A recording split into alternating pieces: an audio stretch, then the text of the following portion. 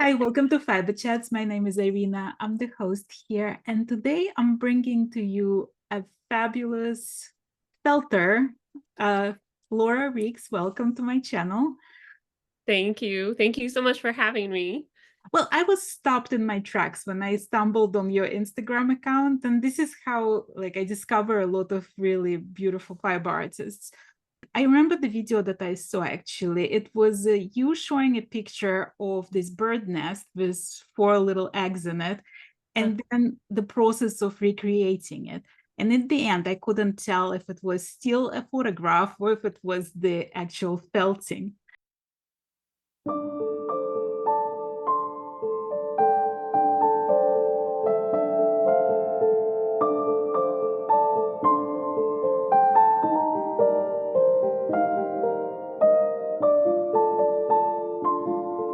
Why felting? Like, when did you discover felting?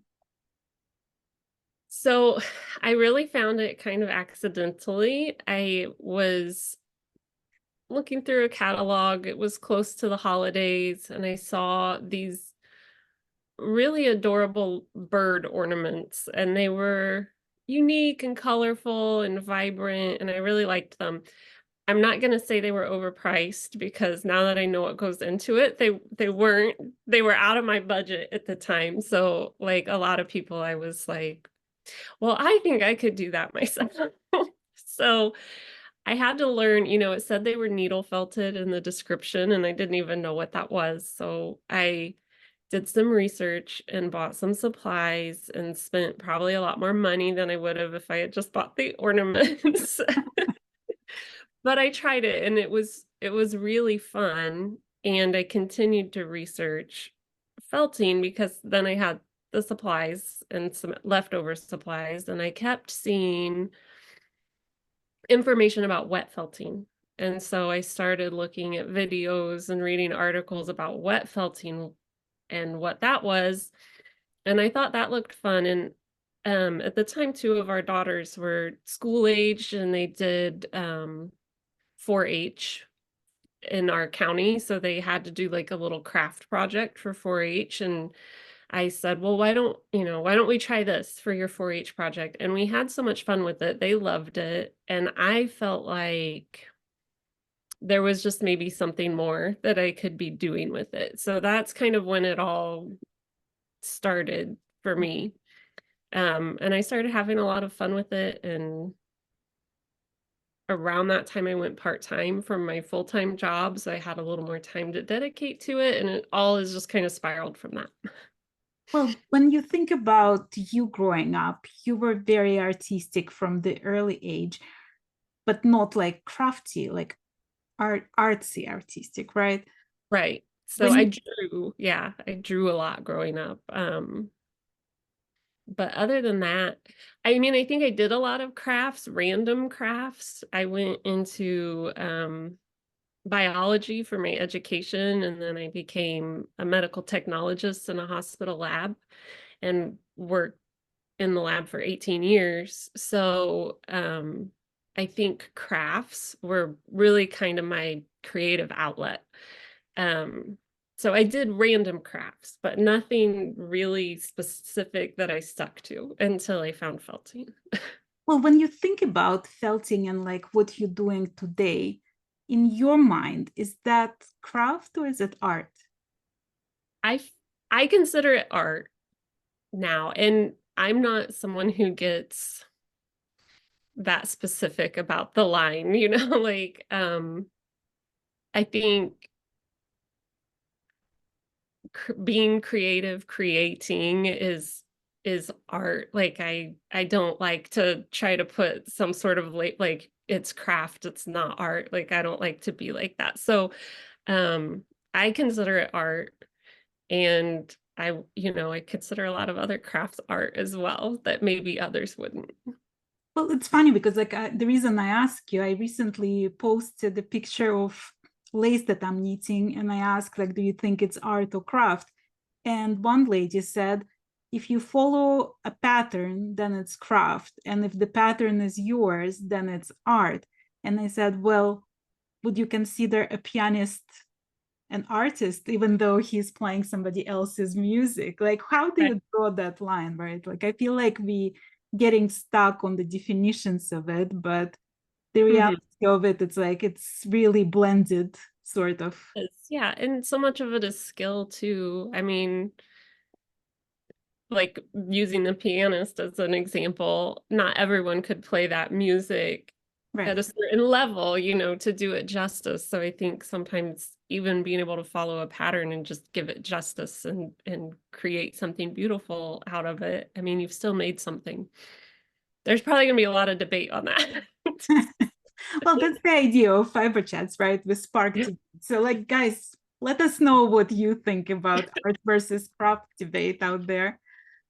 Well, let's talk about how your skill level grew over the years. So you started with felting with your kids. Mhm. And how did you learn? Like, did you take classes? Did you watch YouTube? What was your learning process like? Yeah, I never took a specific class. I did like I bought a couple DVDs. I can't remember the artists that I bought them from. I wish I could name them right now, but I can't. And um a couple books, and I feel like I just tried different things. And what I do now is not really a formula from any one artist that I learned from. It's kind of taking bits and pieces of things that I liked from here and there and kind of creating my own way of doing it. And now I actually teach some online courses to help others figure it out too. So Why did you decide to do wet felting? Like the first time you decided to try wet felting, were you terrified that you're gonna just ruin it all? yes, absolutely. Actually, like every time I would get to the phase where it was time to wet everything out, I would just like sit at the table and I would tell my husband, "Oh my gosh, I'm so scared. Like I'm scared." I told him I should call myself the fearful felter because I was like, I would put a lot of detail into it before wet felting, and then and I did ruin it a couple times. I mean, that's all just kind of part of learning. There were times when I would wet felt it and it would be done and it would be like a muddy mess that I couldn't even really recognize from where I started, but that was just all part of learning to control that. Um, and I think in order to grow, you really can't be afraid. Like I had to let go of that. And the more I made mistakes and things didn't turn out the way I wanted them to, the more I learned. So, sometimes, maybe my project would get really wavy and bumpy, and that's not what I wanted. But at least I knew how to make it do that. Maybe that was something that I would want to use in another project. Maybe I would want that texture later on, or maybe I didn't want those colors to blend in this project, but knowing how they did that would help me maybe in a future project where I would want them to blend in that way. So I was scared, but I had to let go of it because that's how you learn. Right. And it's funny because when I was watching that video of the nest, you mentioned that it's actually got all sort It of did. like lost all the details when you were wet felting it, and that you had to come back to it and to add details to that. Is that happening like all the time? Did you see that coming, or is that like Um, sometimes? it doesn't happen as often now to me. I think with that project, I laid my fibers in a little more lightly than usual, and they really just blended together more than I expected. So I definitely wasn't expecting it on that one, but I do try to keep it in mind now. So maybe I don't add as much detail in the beginning before wet felting as I do after. I really kind of try to think about what might go away in the process and what might stay and save the things that are going to go away for later. So yeah, I'm still learning that fine line of what to add before and what to add after. Well, I saw you also posting a video of you on vacation and you taking not even pictures, but like actual videos of things that you want to use as an inspiration. Hmm. How often do you find yourself looking at the world through the eyes of what can I make? as far as felting visit? Always, like all the time, almost always. And I tend to, yeah, I don't know that I can turn it off. I mean, even if it's not something I could do, sometimes I'm just looking out the window of my car trying to figure out like how could I felt that sky or how could I make those clouds or what fibers would I use to create that soft texture or that rocky texture or this grassy texture. So even if it's not something that I'm looking at that I specifically want to felt, I do find myself thinking about how I would felt it. Well, So, I often joke that like at the beginning, when I first started, when I first learned how to knit, it was something I just occasionally did here and there, just as a side hobby.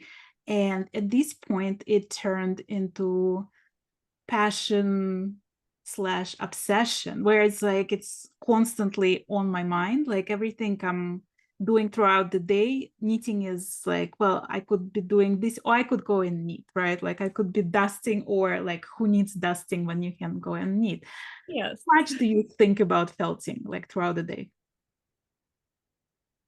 all the time. I mean, I do think about it all the time, and especially now that I'm trying to make a career of it, I feel like sometimes it's not a good thing that I'm thinking about it all the time, but I always feel like, should I be working right now? And having my studio in my home, sometimes it's hard to turn it off and be like, no, I do need to turn my attention to those chores like dusting, sweeping, like you said, that are a lot less fun than felting. But sometimes I feel like, oh, you should be in there working, trying to make something else or get ready for that show or get ready for that exhibit instead of doing, relaxing or doing whatever I'm doing. So it's hard to find the balance. And sometimes maybe I think about it too much. Well, when you're trying to turn fiber arts into a business, there is this hard thing of like, I see this, I want to really make that, but this is going to take me 100 hours. Whereas I know I can make something smaller that I already made and it's going to be much faster and I can sell it. I have customers for it. Right. Do you struggle with that balance? I do. I do. And especially, I think once people know you for a certain thing, it also becomes difficult to try new things. It becomes a little bit scary. Like I know that these woodland scenes or these waterfalls or like the nest, it's gonna sell. But what if I wanted to do like I recently did something totally different and it's more 3D and sculptural and it's a rock wall and I'm gonna use it in an upcoming exhibit, but I don't know how it will be received because it's not something I've ever done before, and maybe people that come to the show, that's not what they're expecting to see. So it becomes hard also to kind of experiment and grow and try new things just because it's kind of scary to do something different. And yeah, the bigger pieces, obviously you have to put a higher price on those because they take so much time and so they don't sell as quickly. Um, but I still really like to try to do them because it's a big challenge. But then while I'm doing them, it's not like I have a new piece that I can post to Instagram or social media, or I'm not having these finished products just coming out because I'm dedicating maybe a whole month to a project that size. So it's hard to figure out what to do, but I think I just reach a point where it's like screaming out of me. Like I can't not do it anymore. And it's just got to be made. So, that's when I end up doing it. Well, one of the reasons I asked you about arts versus crafts is that I recently saw this video on Instagram where this lady came to the canvas and just swooshed her brush for a few seconds, and then she put it on the market for $3,500. Right. Versus you feeling the same size canvas will take you a long, long time. Is Right. that a frustration when it comes to pricing your art? How do you go about pricing I try my best to get my time back, but it's difficult because you always have to consider kind of what the market will bear. And I just I have to understand that I've chosen a medium that just takes longer, and or maybe that medium chose me, because I don't feel like I ever just sat down and was like, this is gonna be it, but it's just what it turned into. And there are times that I think, painting or something else would probably be quicker than what I'm doing. But I can't the more you compare yourself to other media, like, just the unhappier I become. So I can't think about it that much. It's not what I do. I don't do something fast. I do something slow. And hopefully the more people know me and know my work, the more in demand it will become. I do at my shows bring a little book with me, like I've created, that shows pictures of everything that goes into my projects. And I think that really helps people understand the time that goes into it, and that's just part of it. And, hopefully through Instagram videos and that little book and talking to people at shows, it gives them an appreciation for the time that it takes. And that helps a lot. I think once they see that, they are like, "Oh, okay." Like, No, you see. I think it's actually would be like a brilliant idea every time you do a show to have a big screen TV showing the process while people can admire your work there. Yeah. Yeah, because I mean, it's hard to understand if you haven't done it, so Right. Well, when you think about Instagram or social media in general, what's your relationship with it? I I don't wanna be obsessed with it. I do like to post content, like, still in my area. It shows in my community. I have so many people come into my booth, and they've never seen felting. They didn't know such a thing existed. Um, so I like to post and share what can be done with wool, because I think it's something that not everybody thinks about. And it's fun to help people discover something new and new ways to create.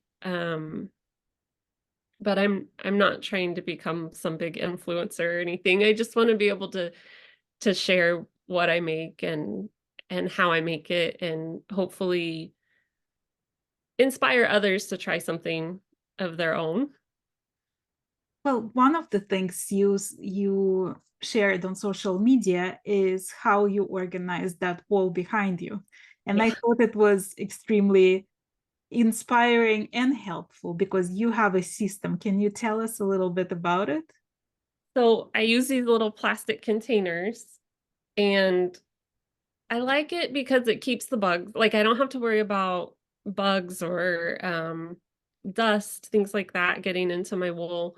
I'm in a well-lit room, and it's occupied often, so I don't worry as much about the moths just because I'm in here so frequently. So I do have some of my wool that's just open, and that's the stuff that I grab most often. But, I like to be able to store colors, but then I feel like if you've got 3 colors in a bin, you can't necessarily see them. So I've, used these little things on the front to where I can see every color that's in there. And I moved to these because it's easy to change out. I can open these, but originally I did like these disposable cases for my contact lenses. I had like disposable lenses, so I would just save the case and put my wool in and tape something over it. So it became, a pretty handy way to store my wool. Well, when we first bought that kit, right, it comes with a few colors and you do whatever you can do with that.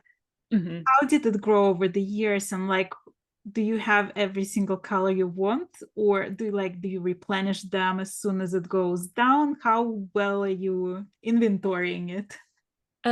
Yeah, I'm pretty much buying it as I run out and as I need it. And I do think I've gotten to the point where, the company that I buy from the most, I have all of their colors. Absolutely. And one year for Christmas, my husband just bought me like a little bit of each color, so I would have it, and that was like the best Christmas present ever. So I do have a lot of colors, and that's something with wool, it's a little bit harder to blend to get, it's not necessarily like with paint where you can really fine tune the different shades and create the shade that you want if you don't have that exact color. You can blend some, but it's definitely helpful to have as many colors as possible to choose from as far as getting the right color for your scene. Well, talking of your husband, how did he react to you going from corporate career to part-time to full-time fiber artist? He has been amazingly supportive, and I'm really fortunate for that. And he has a career that can help support us when I'm not making as much as an artist, so I'm really lucky to have that, and I think he could see how unhappy I was in my lab career. There's not really a lot of space for creativity there, and I think he could see how happy I was when I was able to dedicate time and kind of feel like I had something of my own where the sky's the limit. Like I can take this as far as I want to take it. I'm not, stuck in some position in some room where I'm clocking in and out every day and have to do XYZ before I leave. And that's just it for my entire life. So, with this, I get to really expand and do as much, or I guess as little as I want. So, but I'm just trying to do as much. Well, when you think about being self-employed, which is what you are basically, people often think, well, you have all the freedom to do what you want and to do as little as you want. Do you find yourself working 24 hours? I find myself, there are definitely weeks that I'm working more than 40 hours. Just recently, I have tried to really start tracking my hours. And so I will, write down what time I start. And then if I get pulled away from it, I'll, make a mark. And, you get distracted. The kids have an appointment or you have to stop and do some laundry. So I try to take those times out, and then I just try to get like my 40 hours a week in, and that helps me feel like I've done enough and I can relax when I stop. So I try to cut it off at the 40-hour a week mark and then give myself some time. Well, your So, children were there from the very beginning. I mean, from the first day of you trying felting. yes. When they look at what you create now, what's their reaction? I think they're impressed, but also I think it's like just so normal for for them to just see what I'm making. And, I think in the beginning, I was always so excited to just show everybody what I'd made. And now sometimes I forget to even show them what I finished. So they'll see it at a show like, oh my gosh, I never even saw that one. But I don't know. I think they're just totally used to it now. It's just not, I don't know. I think they're impressed, but also maybe the novelty of it has worn off for them. Well, when you think about like any kind of fiber arts, there is not really university to go to and study like you did biology. You're learning it on your own. Was it difficult for you to step into teaching because there is this imposter syndrome of like, did I learn it the right way? Do I actually know what I'm talking about? Yeah, definitely. I guess I try to just kick those negative thoughts out as much as I can because, yeah, I don't have like a fine arts degree. I don't have, but I know what works through my own experience. And when I'm teaching a course, it's not something that it's my first time running through this project. I know what details are going to get lost in the wet felting and which ones aren't. And I've probably done this project, maybe 4 or 5 times before I even decide this is how I'm going to teach it, because I really want the process to be as like simple and like not frustrating. I don't want to frustrate my students. I want my students to come out of the class feeling really empowered and with a project that they're really happy about. So I just do my best to create tips and tricks, and once I really worked with creating the course, I feel like that imposter syndrome just kind of goes away. So I feel like I've put a lot of hard work into providing them as much information as I can, and um their best chance of like being successful with what I've tried to teach them. So yeah, I maybe if I was going into a situation where I had to just teach something from start to finish and I'd never done it before, I might feel a little more stressed out about it, but I just over prepare always for classes. Do you feel like you have an unfair advantage in comparison to your students because you are an artist to start with? Like, do you must one be an artist to create felting? Do you have to be an artist to create felted pictures? No, I don't think so. I think there are a lot of people that get hung up on what being an artist is too. You know, I talk to so many people at shows, you know, their favorite thing to say is like, "Oh, I can't even draw a stick figure. Like I could never do this." But sometimes I don't know that you have to be. And I think you just try it and you see what works for you and you see what you're good at, you see how it turns out, and you kind of go with that. You know, I tell people, you know, if you couldn't draw a tree, like realistically, you could always do like a circle and a stick and make it a certain color, make it a certain texture. That becomes your tree. And as long as you do that tree the same way throughout your scene and people recognize it as a tree, like there's a way to make that into art, you know, like I just think I don't know. No, I don't think you have to be an artist. And I think that the more you do something, the more you practice, the more you do become an artist. So it's all part of the journey. And talking of tree, like you have this one beautiful branch basically. There is just the hint of a tree there, and the rest of it is just this little balls of wool that you cut with your scissors, and it's like sprinkle it all over the place, and then you wet felt it, and it looks like this gorgeous autumn branch.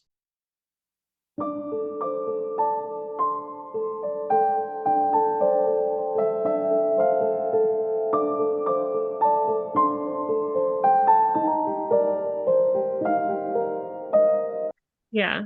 Is that something you would teach in class, or is that like what do you teach in class? Is that do you teach something simpler, the beginner's techniques, or do you go into things like that?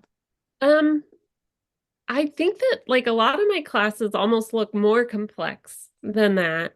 But there's one of my classes that's called Breakwater Beach, and it's like a beachy scene with waves, and I've incorporated like a blue sky with lots of clouds. So I try to put as many techniques in as I can, and I try to play with different types of fibers that have different effects in the scene. And, you know, that Breakwater Beach class, there have been so many fantastic projects that have come out of that. I'm blown away with the things that people create, and they're really able to um, follow along, and they all look different, but they all look great. So it's really fun to see what people are able to make. I was actually at some yarn festival recently, and they had just this felting table with like a bunch of wool thrown around, and there were people from like 6 years old all the way to mature adults, and everybody had like fun with just trying to felt something. They gave you like a little square, and everybody was making something. Uh-huh. Was this little girl who was like, I swear was like 6 or 7, and she made this beautiful dog, and I was like, how? Like there I was making some silly shapes, and she was making like really masterpiece. Yeah. Do you think like there is a certain age where it's great to start teaching felting? I don't know. I mean, I think whenever someone shows interest in it and can handle a needle without, really poking themselves, why not try it? And sometimes kids are just, as adults, we kind of overthink things, we kind of put a limit on ourselves before we even start. Like, what do I think I can make? And we start there, like, oh, I think I can make a shape, but this little girl, she probably doesn't have those limitations. She's just like, what do I want to make? And she just goes for it and then creates something amazing. So I think kids just don't overthink it the way we probably do as adults. But yeah, I think there are levels of felting for probably any age, really. I mean, with wet felting, you don't even have to use a needle. You could, have like a 3 or 4 year old blending colors and mushing them together with soap and water and just figuring out how it works. So, But when you watch your videos, it's a little bit deceiving because you show like 1 second of wet felting. yeah, How long does it actually take to wet felt something? usually, well, I do a lot of needle felting before I do my wet felting. So those fibers have already kind of started to bind. So it probably takes me less time than someone who doesn't do any needle felting beforehand. Um, but I would say I rub on the project with my palm washboard for probably half an hour to an hour of time before those fibers are really good and bound together. Well, tell me like for people who haven't done felting, describe us the process from beginning till the end. Okay, so I start on a surface that's called pre-felt, and it's wool that's basically been kind of lightly needled together. You could still, I have a little scrap of it here. So it's like a little sheet and it's lightly bound together, but it's still very easy to pull apart. Um, so I kind of cut a square to about the size or shape I want my project to be. And more than anything, it just kind of gives me a canvas to work on, something to see, something to put the rest of my wool down on. I lay out a base layer of fibers. So one goes vertically, the next layer goes horizontally, or vice versa, depending on kind of the orientation of my scene. And then once I have those layers in, I start to add more wool to create like a design layer. And I needle a lot of things in as I go to kind of tack them down and hold them in place. And once I have the scene kind of how I want it, that's when I go ahead and pull out like my soapy water, my palm washboard. I use bubble wrap. I put my scene down on a sheet of bubble wrap, and then I cover it with mesh fabric. And then I wet the whole thing down with soapy water. And the soapy water kind of opens up the fibers of the wool. The wool has like a scale to it. And so it opens up those scales. And then I rub over the surface with that palm washboard. The mesh that's covering my project kind of keeps the fibers from being disturbed and moving around too much, but they still get that agitation, which starts to tangle the fibers together. And they start to kind of lock in place and join with the fibers that are next to them. And so after about like the bubbles underneath too, I've got the bubble wrap underneath my project, and that's also creating like an agitation from below. So it's getting moved around and everything's kind of wiggling together. And after about half an hour to an hour, I do sometimes just roll lightly my project on itself, which pulls it, which kind of takes the fibers from being tangled to really like shrinking and pulling in on one another and becoming a nice compact um, textile piece of felt. And so once I've done that, I rinse it, I dry it, and then I can go back in and add more details with needle felting. There's always lines that need straightened up or colors that need darkened up. And then I'm ready to just, put my initials in the corner and frame it up. Well, before we go into framing, and I want to go and talk to you about that, um, is it hard for you to stop coming back to that piece and like work on it? Yeah, sometimes it is. It's hard to know when it's done. Like, when is it finished? And I do ask my family a lot about that. Like, I'll say, okay, I need an opinion. Somebody come in here and tell me if this is done or not. Like, what do you see? What does it need? What do I need to take away? Um, and I take a lot of photos on my phone. For some reason, I just see it better. When I take a photo of it on my phone, I can kind of see the whole thing. And, I'll take a photo and I'll change one little detail. Take another photo and change one little detail. Usually it's like 10 to 20 photos before I'm finally like, okay, it's done. Well, let's talk about framing because you mentioned it like, and then you frame. But Yeah. then there are videos on your Instagram showing the amount of work that goes into framing. And honestly, I was sitting there looking at it and thinking, I wonder if it even makes financial sense to do it yourself, right? And spending so much time on framing it versus just getting professionals to do it for you. Why did Right. you decide to, does that give you like more control of how you want to see the final piece? Like, why do you do it yourself? Well, so when I was kind of first starting out felting and starting to do shows, I was taking my pieces to a shop in downtown Lafayette. And the woman there was kind of close to retirement, but was bringing in a lot of work. And I think she kind of just got tired of tired of doing all this work that I was bringing in. And she talked to me and she said, she needed a little help.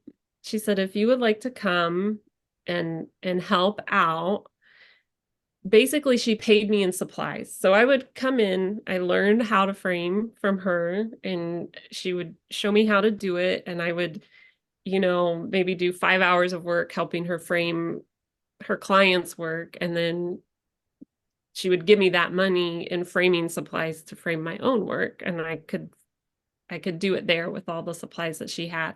And then when she finally did retire and sell her business, I was able to buy a lot of her equipment at a really good price. So I kind of have a lot of the supplies and the experience. And I think so for me at this point, it probably is less expensive than taking it in and having it framed by a professional. But for most people, it probably wouldn't be worth that frustration because it is frustrating. It's a whole other level of frustration. And she offered to let me buy her framing business, but I would never be able to be happy doing something like that because it's like you get it all sealed up and you turn it over and you move it a certain way and like a little piece of dust will fall and you'll see like this little piece of lint that then you have to like tear the whole thing apart again to get rid of. And then like, yeah, so it can be frustrating, but I know about it and I have the equipment at this point. So that's why I do it. Are you a perfectionist when it comes to your art? Yes, probably too much. So that's maybe one thing that I would change if I could be better at something, it would probably be like just letting it be a little more free and loose, which is something that I'm not that good at probably. I probably try to control it too much. Well, there's this one video where you like keep on pulling off the felt of the wool from the felting and redoing some part of it. How Yeah. often does that happen? Um, Less and less. I think the video that you're talking about, I actually made a class out of it. And so for me in that project, it was not just about finding a way to do it, which is kind of what I usually do. Usually I can figure out a way to make it work in the end. Even if like when I wet felt it doesn't turn out how I want it to, I can usually fix it with the needle felting. I can usually find a way, but for that particular project, I think I was creating a class. And so then it's important not for me to just find a way, but for me to find the best way to show someone. Or sometimes I get so far into it and I'm like, this is just already too complicated. Like, I don't there's got to be an easier way to show people to do it than whatever I'm doing right now. So then I'll, rip it all off and start over and try to think of a better way to show people. When you think about like a dream project that you haven't done yet, like is there something that if time was not of an essence and if you didn't have to think about selling it, like is there a dream to one day just do something? I would love to do I would love to create like a huge giant fabric that mimics the texture of like rock or stone and then create some sort of like structure behind it to really give it that texture. I would like to make like just an entire rock wall of felt. Maybe even with like like some big installation with like a water feature. I wish I had I'd probably have to dedicate like 3 months of my life to something like that. And then yeah, how would you sell it? What would you do with it other than let people come and see it? Like it would just be 3 months of work. I mean, there's value in that though, letting You people sell, come and see it. yeah, you But sell tickets and just let I them. would love, yeah, to do something just giant, big, almost like really walking into a scene, like something with dimension, everything. I was interviewing a crochet artist from Australia recently, Shelley Husband, and she mentioned that the reason she got into writing books about crochet was because at the beginning she was making pin cushions and it was repeating the same exact thing over and over and over that drove her absolutely nuts. And she wanted to do something that every granny square is going to be different. Yeah. Do you ever get the same frustration because like you repeat some of the scenes multiple times? Like is that ever the same exact thing or do you usually change something? I usually change something. So a lot of times, um, when I teach a course and I do that project, that same project, like 6, 10 times, whatever, to get ready, it's like I never want to do it again after that. So I really like I really like to start with something new and I get bored of a topic really quickly. Maybe not a topic, but the same scene. Like I feel like I have to change something. So I do my best to always change something if I can because I just get bored if I don't. Is there like a favorite piece of art that you created so far? I have a really big waterfall that I did. And that's probably one of my favorites. It was of a hike that we did in Hocking Hills, Ohio. I think I was just at a point where I was really frustrated with maybe the way that the whole art career was going and not seeing a lot of fruits for my effort as far as like just being financially stable and feeling like I actually was running a business and not just having a hobby. And I was thinking about quitting, kind of like just it was overwhelming, but I just decided to start this enormous project and completely throw myself into it. And in the end, I just really connected with that waterfall and that scene and the way the water is just kind of flowing along and you don't do I really have a choice in it? I don't know. This just seems to be what pulls me and flings me over the edge into this whole crazy art world. And, you can resist it, but maybe you don't have a choice other than to just kind of take that leap. So, that's probably one of my favorites. It's fine because like I was talking to somebody and saying how like when people think about knitting, they thinking about like in terms of relaxation, they think about knitting the simplest thing, like socks, right? Something that doesn't require any attention.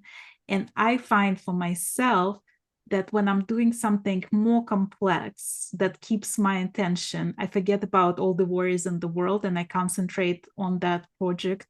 So for me, Hmm. like the more difficult the project, the more meditative it is, Yeah. personally. How do you find it for yourself?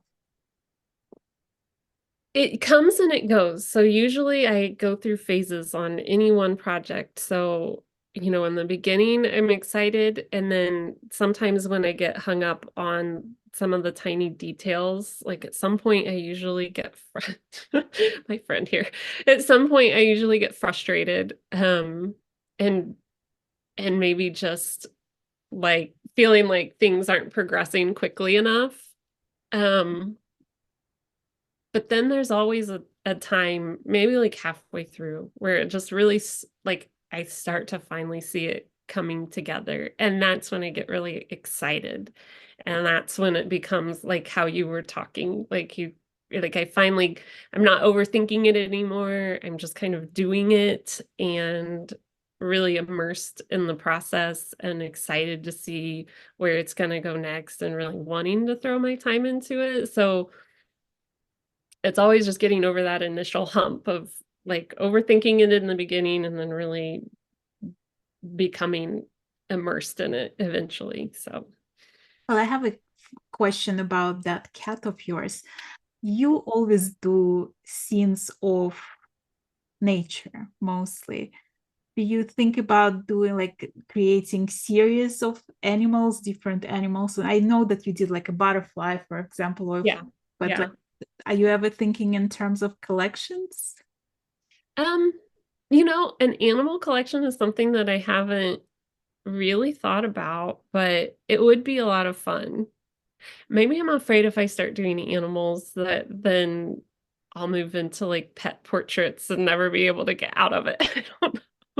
Because I already have a lot of people ask me for pet portraits, which um I think would be hard. I think once you start creating for people with expectations of exactly how they want it to look, it gets a lot harder because you can't. There's a lot of times in my projects where I just decide it's not maybe working the way I thought it would work, and it wants to be something different, and I can just kind of go with it and let it turn into something else. But when you're working like on an animal for someone, you Right. like have to keep going and make it look like that animal. So I I don't find know, it maybe also that's like, why I stay away from the animals. I think it's also like the difficulty of it as a pet owner, you know the personality of the animal, and it's hard to get it from just a picture. Yeah, So it absolutely. remember when you told me about that first ornament and you said that it wasn't in your budget? Like you don't want to Mhm. say that it was too expensive, but it just wasn't in your budget. And I find that a lot with any arts, um, people can look at it and even if they appreciate the amount of work that goes in it, it's just not in their budget. Do you ever consider making like greeting cards with your images? I have done greeting cards in the past. I was part of an artist cooperative in downtown Lafayette that sold greeting cards, and so I did do some of my work as greeting cards for them. Um, but they did well, but like at this point, I don't really have any place to put them necessarily. They don't seem to sell as well like at an art show in my booth. I think that's really kind of not what people are there for. And I've tried to sell prints at my art shows in the booth, but I find that people just really want the wool. Like if it's not the wool, like even if it looks exactly like the wool, it's just not the same for them. So I feel like at my shows to kind of help things be budget friendly, I've started doing like really like mini felted scenes, like small projects, like maybe like a 4x4 square. And then that's something that is maybe a little more budget friendly and that people feel good about having. And it's got the fibers and it's been through the process. And that seems to be what really draws them to the work. Do you think it's possible to create something like painting by numbers for felting for your art? A little bit, maybe, possibly. And in some of my courses, I do kind of create like even templates for people to follow, like put like if they want to. They don't have to, of course, they can make it their own, but I know some people really like having that kind of guide. So with some of my courses, there's a template like lay in this color here and lay in this color here, and then I show them exactly what to do next. So it is kind of more like that step-by-step process, but ultimately you do have to take it through that whole wet felting phase, and things do shift. So maybe it's not as permanent and finite as that color by number, but it's still a pretty good guide. Right. Do you always work on one project at a time, or there are multiple projects going on? I usually work on one project at a time. Um, Sometimes if I start something really big and it's taking a long time, I'll just take a break to get something finished, and it just makes me feel like I've completed something. Um, but usually I just do one scene at a time. Do you draw things on that fabric before you start felting it, or I try to give myself, I don't actually draw, but like I'll use my needle to kind of tap in a line. And then sometimes I'll even put a little line of fiber where just the main lines of my scene are, just to give myself something to go off of and keep my proportions so I'm not constantly trying to refigure out where that rock is in my scene. So I kind of will rough it in almost like a sketch with wool before I fill in the details. when you think about like people who never did felting before, like can they take classes with you online? Yeah, so um I think I have 6 tutorials available at feltingtutorials.com, and I just got back from filming another one, so there will be a 7th available hopefully later this year. Um, and there's courses for all different skill levels on that site. So Is there such a thing as like buying kits for your specific courses? And yes, so through that site, through feltingtutorials.com, once you enroll in a course, they send you a supply list. So if you're someone that has your own fibers, you could kind of try to pull together what you have from your own stash. Or there's a link to a kit available where you can just purchase all the fibers that you need for the course through that company. yeah. You mentioned poking yourself, like when it comes to children, do you poke yourself often?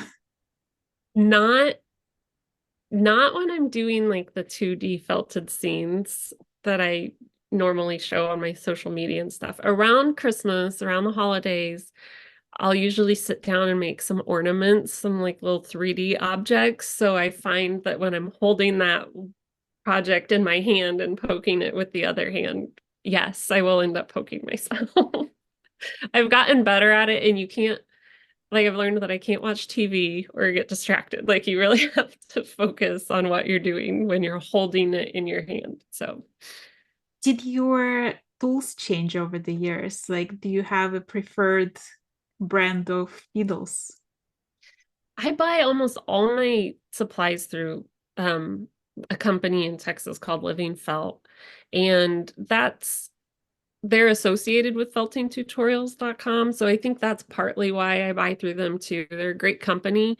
Um, but then I know if I'm using their colors and their products and I need to, dovetail that scene into maybe a future class or tutorial, that it'll be easy for me to do so because I've already used their products to make it. Yeah, I mean, I love their products, so that's who I typically buy from. How far in advance do you plan your projects? Like, do you know what's coming after you're done with what you're doing right now?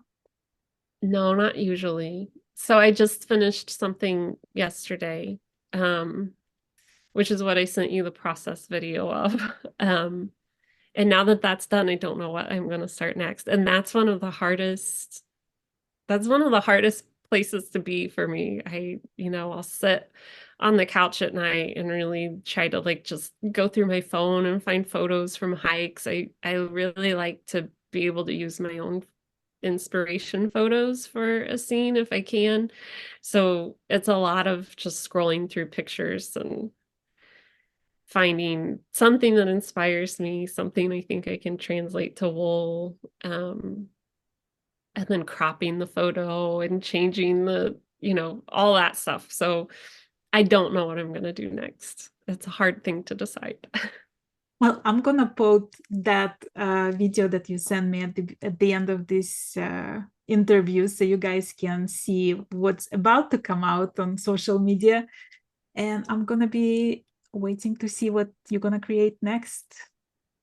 Thanks so much, Laura, for being my guest today. It was really lovely chatting with you and getting to know you and your process. Thank you so much for having me. It's been really nice to meet you.